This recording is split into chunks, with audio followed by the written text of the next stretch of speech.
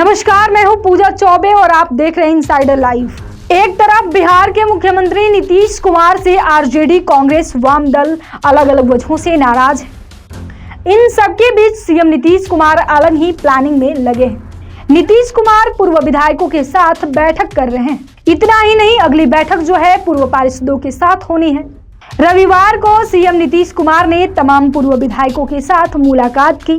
इसमें उन्होंने इलाके का हाल जाना और ये समझने की कोशिश की कि आखिर इलाके में जदयू की क्या स्थिति है। ये पूरा घटनाक्रम ऐसे समय में हुआ है कि जब ऑफर बीजेपी के तरफ से भेजा गया हो। नीतीश कुमार के नए दांव से सवाल उठना लाजमी है। ऐसा इसीलिए है क्योंकि मुख्यमंत्री कब क्या करेंगे उनके बगल वाले भी नहीं जानते। इसलिए बिहार की राजनीति में उनका हर एक कदम महत्वपूर्ण हो जाता है। एक तरफ कांग्रेस मंत्रिमंडल में विस्तार न होने की वजह से नाराज है। यह नाराजगी कांग्रेस के विधायक दल के नेता शकील अहमद ने दर्ज करा दी है।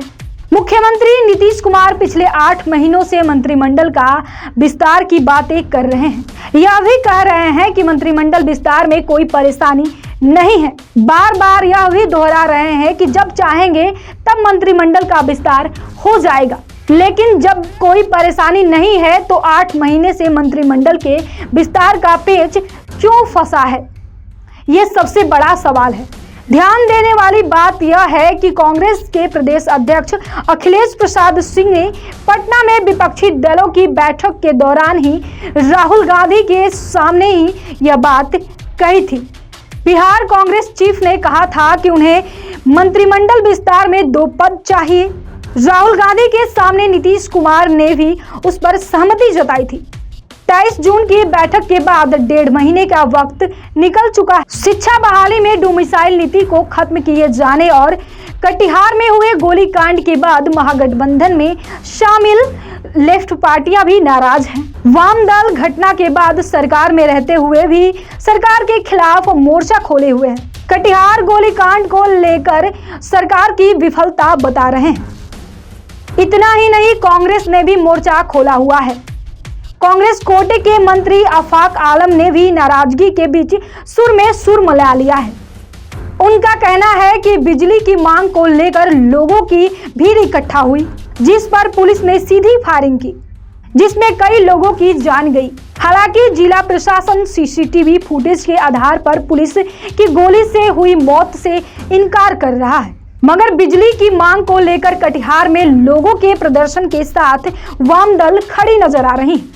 इस पर कांग्रेस का साथ भी मिलता नजर आ रहा है। ऐसे में यह समझने वाली बात होगी कि कांग्रेस और वाम दलों के बीच इस बात को नीतीश कुमार इस दबाव को क्या झेल पाएंगे। ट्रांसफर पोस्टिंग के अड़ंगे से आरजेडी भी खफा है।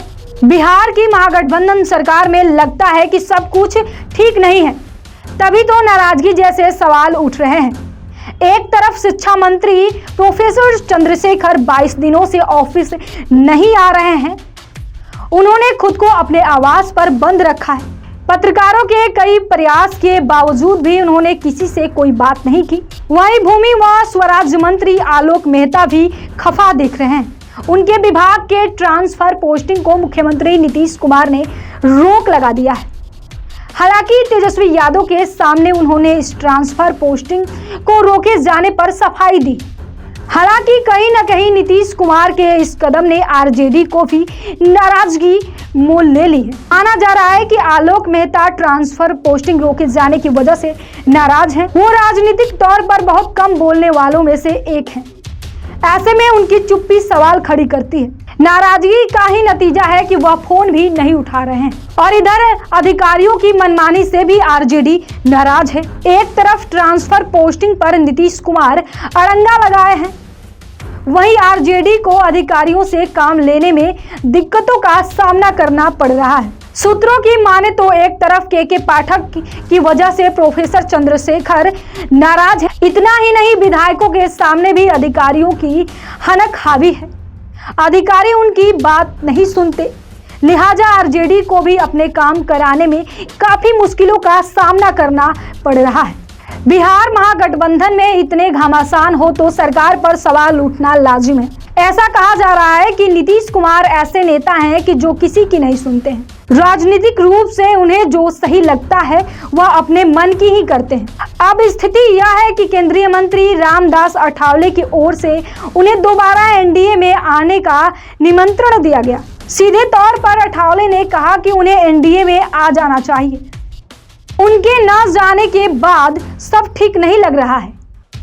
इसी बीच मुख्यमंत्री नीतीश कुमार की बैठक कहीं न कहीं इशारा कर रही है कि बिहार की राजनीति को जो समझने वाले हैं उनके हर कदम पर निगाह रखने वालों के लिए बैठक का काफी महत्व है।